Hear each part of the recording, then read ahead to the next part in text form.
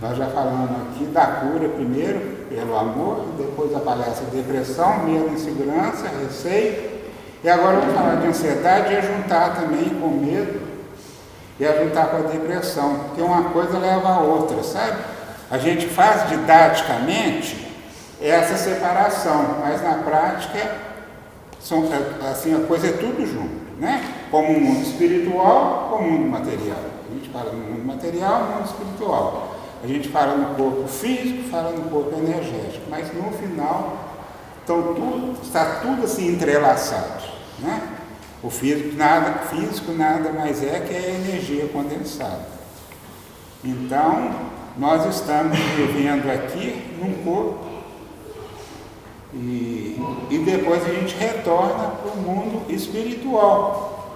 Mas o mundo espiritual está aqui e também nós estamos lá. Então, essa evolução se faz tanto no mundo material como no mundo espiritual. Nós assistimos muitas palestras de pessoas mediunizadas, pessoas intuídas, né, através do mundo espiritual, trazendo a mensagem para a gente.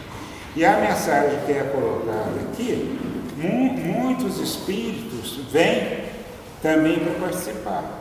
Muitos vêm para ajudar e muitos vêm para aprender. Então, muitos vêm através da luz. O que se forma aqui é uma luz de amor. Então, as energias que são um pouco mais apagadas, sabe, também elas se acercam daqui também, porque aqui é um centro, um local sagrado. Então, nós vamos apresentar hoje para vocês essa palestra. Antes eu queria falar com vocês sobre o contágio. O contágio no sentido positivo. O contágio seria através de uma doença contagiosa. Então você sai correndo para não contagiar com a doença. Esse contágio que se dá aqui é o contágio positivo. Então, a ideia é que nós nos contagiemos com as palavras, nos contagiemos com o mundo espiritual, como o colega falou, para quando chegarmos nos nossos lares, nós vamos estar iluminados para contagiar a família. E esse contágio vai se expandindo através da família maior, dos parentes, e vai aumentando cada vez mais em progressão geométrica. Então esse contágio é muito importante a gente ter essa consciência.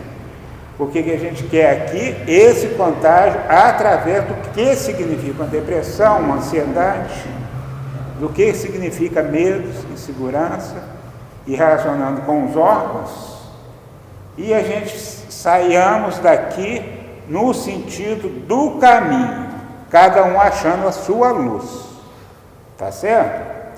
A gente vai falar sobre ansiedade. A ansiedade vem de ânsia.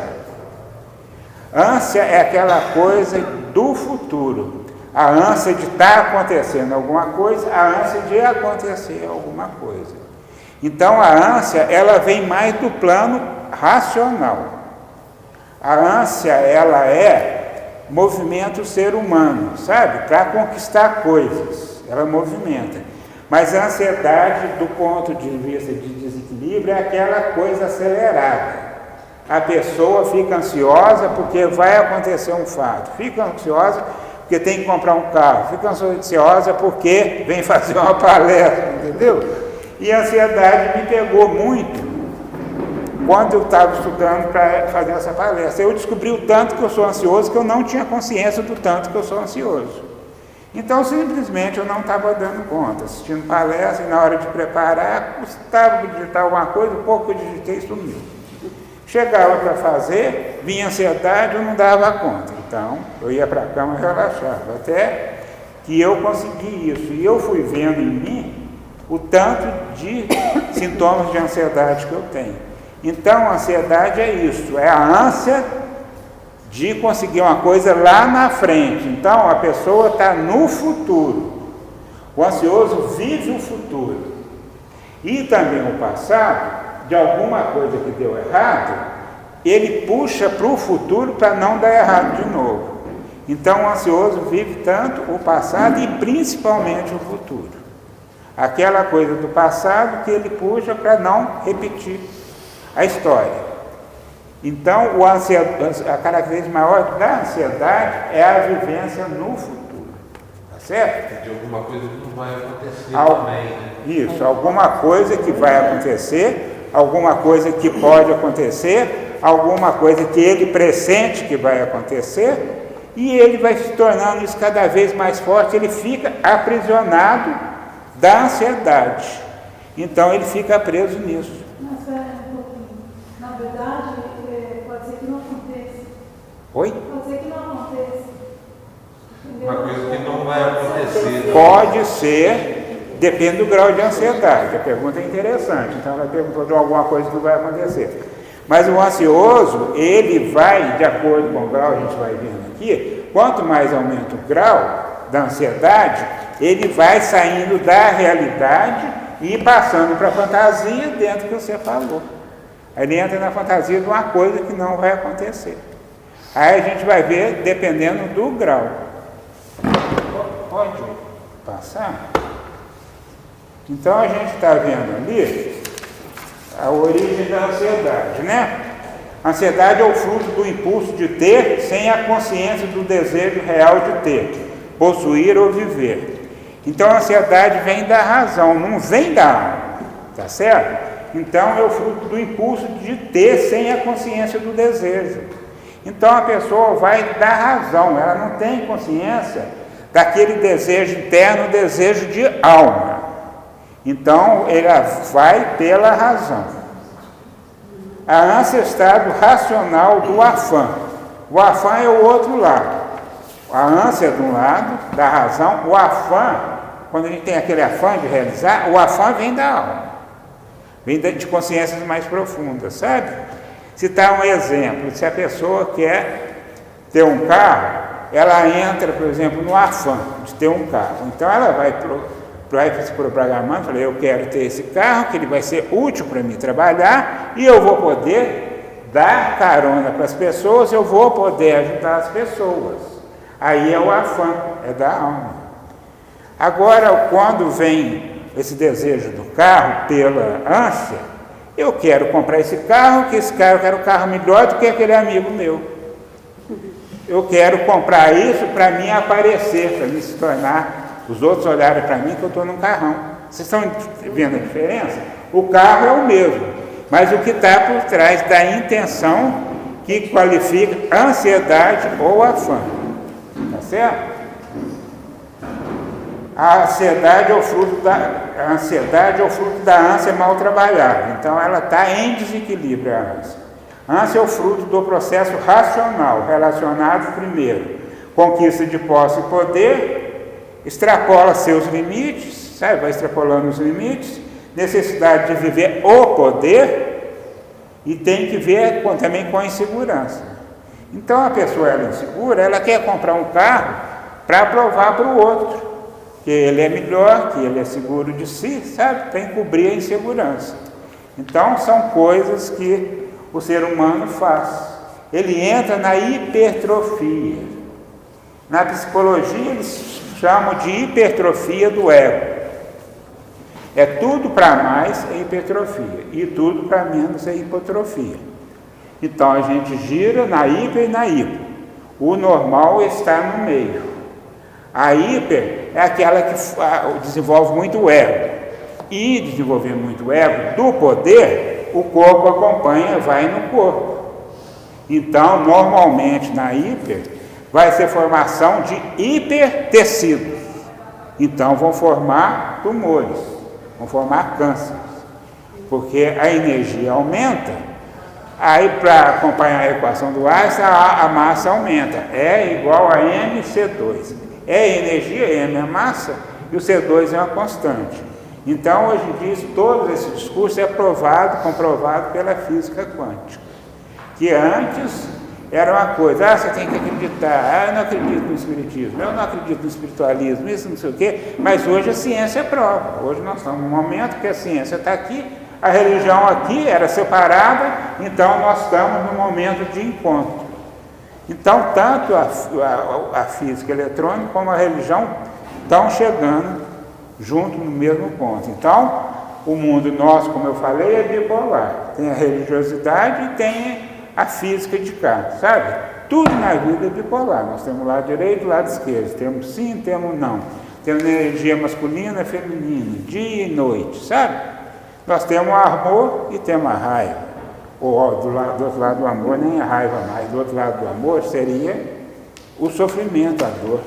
Porque quando o amor não dá certo, é uma dor muito grande. Então, essa bipolaridade que nós vivemos, nós temos aqui, para evoluir, o Gilson psicografou um livro muito interessante, chama Senda Redentora. Então, nós temos que juntar os dois polos para fazer a redenção. Porque nós viemos do uno.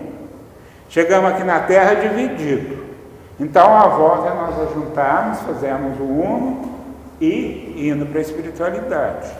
Isso é muito o simbolismo religioso da taça. Aqui nós somos a base da taça. Então nós estamos ajuntando aqui e formando a parte intermediária da taça.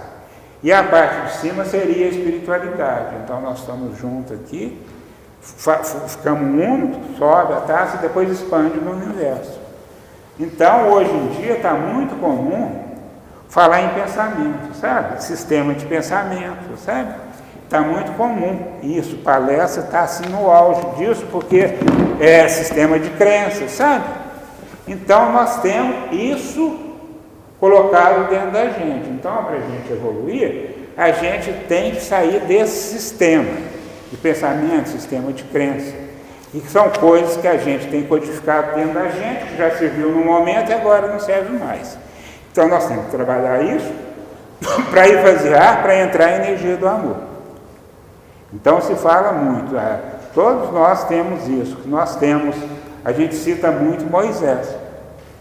O sistema de crença na época de Moisés era necessário, olho por olho, dente por dente, porque naquela época a gente tem que julgar de acordo com a época, né? Tem que julgar, não, tem que entender, porque a gente não julga, Cristo falou para não julgar. A gente tem que entender, na época, se um furava o olho de um, o outro ia lá, furava os dois do outro e da família. Então Moisés veio olho por olho, dente por dente. Se for um olho, tem direito de furar o outro. Isso para a época. Cristo veio, bateres numa face, ofereça a outra. Então nós temos muito preconceito, muito sistema de... Esse negócio de virar a face a outra, isso é uma coisa que não é ao pé da letra. Não. É isso que a gente está falando. Se você, de Moisés, te dá uma face, uma apanha, a outra bate. Então Cristo pregou. Mas é a questão do olho por olho. Agora, Cristo, quando você levar um tapa na face e virar outra, não vai para dar a face. As pessoas interpretam desse momento. Existem várias interpretações. Não dá as costas, ou seja, se você vira, você está dando a outra face, você Não. está dando as costas da pessoa. E isso é simbólico, a gente tem que entender Cristo como dentro do... Da maneira que foi colocada, parece que a pessoa deu a face e colocou a outra. Continuou na mesma se a pessoa está centrada em si, se ela está na luz, se ela está na luz, se ela está no uno, aquilo vem, a crítica ou qualquer coisa vem, bate e volta. Então, quando a pessoa está centrada, ela está na luz, está no divino, entendeu? A pessoa está bem centrada, bem equilibrada. Cristo quis dizer isso, pelo menos nas coisas que eu já vi, nas palestras que eu já assisti. Então é o contrário de olho por olho, dente por dente. Então quando a gente centra, está centrado na luz. A gente sai daqui, junta, centra na luz. Nós estamos equilibrados. Então, se uma pessoa chega para outra, perto da outra, e fala assim, você é ladrão. Se ela está centrada nela, ela vê aquilo, ela vai rir. Se ela não está centrada nela, se ela tem a semente ou ela rouba, ela vai reagir. Ladrão é você, ladrão é digníssimo, entendeu? Então a gente está, isso é de Moisés, a gente tem que estar centrado assim com a gente, né? Isso é um sistema que eu trabalho no consultório há muito tempo como preconceito. Então, como que se a gente tem uma mágoa, uma raiva muito grande de uma pessoa, como que a gente pode amar a pessoa? Está ocupado com raiva. Então a gente tem que tirar a raiva, Tem que tirar aquela mágoa, desocupar o espaço para entrar depois com a energia do amor, para estar na luz. Então eles falam que 2 corpos não ocupam o mesmo espaço ao mesmo tempo, os sentimentos também não. Entendeu? Se você está carregado daquilo, você tem que tirar aquilo. E existem processos para se fazer isso, que eu faço no consultório. Eu já trabalhei em grupos em Belo Horizonte também sobre isso, sabe? Grupo de vivência. Então você tira aquilo, existe maneira, existe técnica de fazer isso, sabe? Conheço, estou na mesma área do senhor. Oi? Conheço, estou na mesma área do senhor. Tá, então existe isso, mas isso não é um assunto aqui, para o momento, que é um assunto prático, entendeu? A gente usa elementos conectadores, sabe?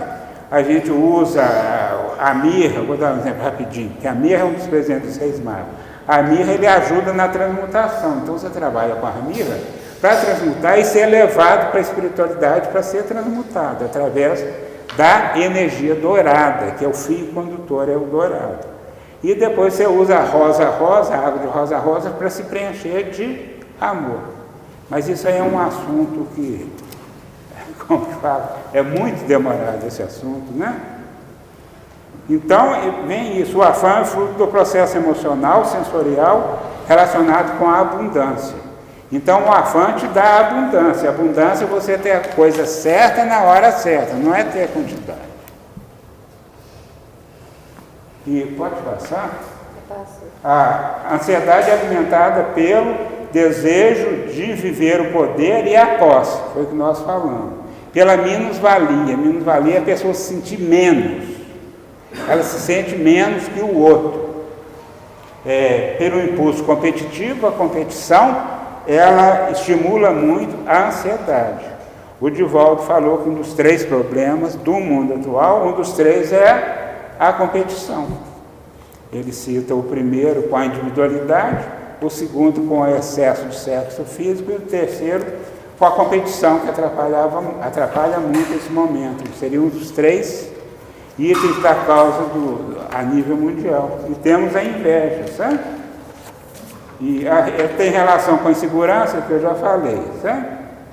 Essas áreas do corpo aqui é quando a gente, para trabalhar no corpo físico, a gente trabalha aqui na mente, a pessoa entendendo como que é o processo. Tem a área do corpo físico que, para ser tocada pela mente e pelo físico, para desbloquear aquela energia que está no físico. A doença nossa é quando a energia para em algum ponto.